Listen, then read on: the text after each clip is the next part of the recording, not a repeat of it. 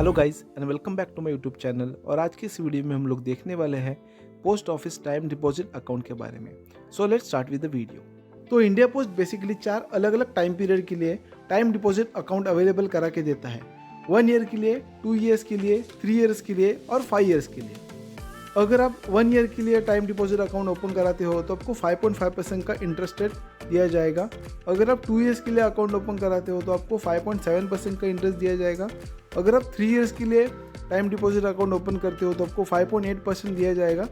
और अगर आप मैक्सिमम 5 ईयर्स के लिए अगर टाइम डिपॉजिट अकाउंट ओपन करते हो तो आपको 6.7% का मैसिव रिटर्न दिया जाएगा। तो अब जानेंगे कौन कौन इस अकाउंट को ओपन कर सकते हैं। तो एक सिंगल अडल्ट इस अकाउंट को ओपन कर सकते हैं और इस अकाउंट को जॉइंटली ओपन करने का भी आपको ऑप्शन मिल जाता है। तो मैक्सिमम 3 लोग मिलकर आप इस अकाउंट को होल्ड कर सकते हो। और एक गार्डियन माइनर बच्चे के बिहाफ पे इस अकाउंट को होल्ड कर सकते हैं। उसके साथ साथ कोई पर्सन अगर अनसाउंड माइंड का है उसके बिहाफ पे भी एक गार्डियन इस अकाउंट को ओपन कर सकते हैं। और जो बच्चा जिसको उम्र 10 साल से ऊपर है वो अपने खुद के नाम पे भी इस अकाउंट को ओपन करा सकता है। अब जानेंगे डिपॉजिट और इंटरेस्ट रेट के बारे में। तो इस अकाउंट को ओपन करने के लिए आपको मिनिमम 1000 रुपीज़ का डिपॉजिट करना ही पड़ेगा।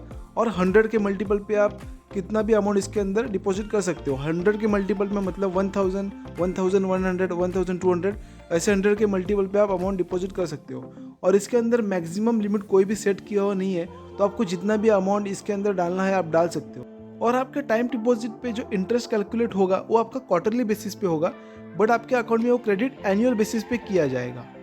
और इस अकाउंट के अंदर मिलने वाले इंटरेस्ट के ऊपर कोई भी कंपाउंडिंग नहीं होती। मतलब अगर आपको क्वार्टरली बेसिस पे कुछ इंटरेस्ट मिल रहा है तो उस इंटरेस्ट के ऊपर आपको अलग से इंटरेस्ट नहीं मिलेगा। और इस अकाउंट के ऊपर मिलने वाले इंटरेस्ट को आप डायरेक्टली आपके पोस्ट ऑफिस सेविंग अकाउंट के अंदर भी क्रेडिट करा सकते हो, बट आपको उसके लिए अलग से एप्लीकेशन देना पड़ेगा। तो जैसे आप एप्लीकेशन दोगे तो आपको जो ईयरली इंटरेस्ट कैलकुलेट होगा वो आप डायरेक्ट अपने सेविंग अकाउंट के अंदर भी ले सकते हो।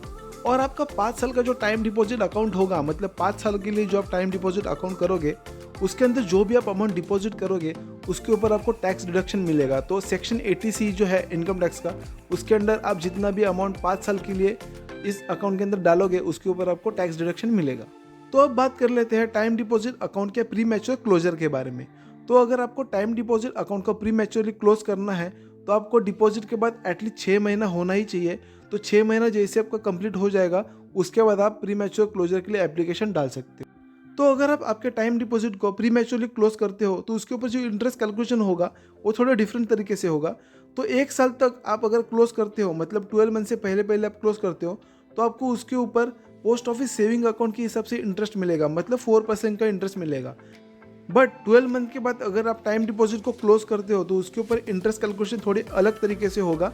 फॉर एग्जांपल के लिए अगर आपका टाइम डिपॉजिट अकाउंट है 3 साल का और 3 साल का जो टाइम डिपॉजिट अकाउंट है उसके ऊपर आपको इंटरेस्ट रेट मिलता है 5.8%।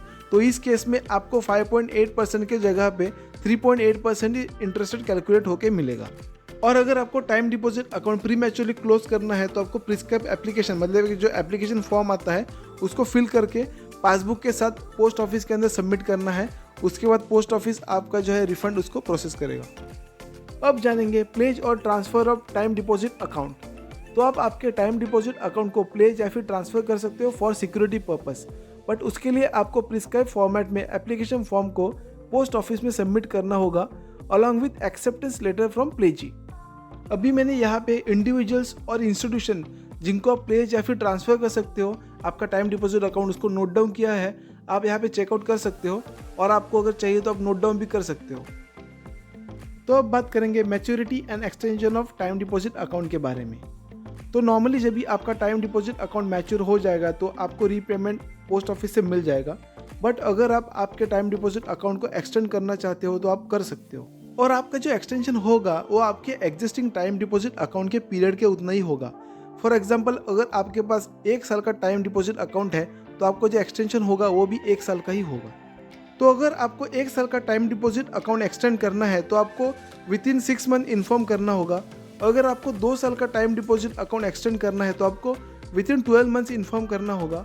और अगर आपको 3 या फिर 5 साल का टाइम डिपॉजिट अकाउंट एक्सटेंड करना है तो आपको विद इन 18 मंथ्स इन्फॉर्म करना होगा। अगर आपका टाइम डिपॉजिट अकाउंट मैच्योर हो चुका है बट आपको फिर भी उसको एक्सटेंड करना है तो उसको भी आप कर सकते हो, बट उसके लिए आपको अलग से एप्लीकेशन फॉर्म फिल करके देना पड़ेगा। इनफैक्ट आप at the time of opening of time deposit account भी एक्सटेंशन के लिए रिक्वेस्ट डाल सकते हो, वैसे आपको एप्लीकेशन फॉर्म के अंदर मेंशन करके रखना पड़ता है। और जब भी आप एक्सटेंड करते हो तो at that point of time जो भी इंटरेस्ट रेट चल रहा है उस हिसाब से ही आपका एक्सटेंशन होगा। तो इनिशियली जो आपको इंटरेस्ट रेट ऑफर किया था वो आपको उस क्वार्टर के बेसिस पे किया गया था, बट जब भी आप एक्सटेंशन करोगे तो उस पर्टिकुलर क्वार्टर में जो इंटरेस्ट रेट चल रहा होगा टाइम डिपॉजिट अकाउंट का उस हिसाब से आपको इंटरेस्ट रेट मिलेगा। तो आई होप गाइस मैंने जो भी आपको इन्फॉर्मेशन दी है टाइम डिपॉजिट अकाउंट के बारे में वो आपको ठीक से समझ में आ गई है। अगर आपको टाइम डिपॉजिट अकाउंट के रिगार्डिंग कोई भी क्वेरी है तो आप मुझे नीचे कमेंट बॉक्स में ज़रूर पूछ सकते हो, और ऐसी इन्फॉर्मेटिव वीडियोज़ के लिए आप मेरे चैनल को भी सब्सक्राइब कर सकते हो। Thank you very much for watching.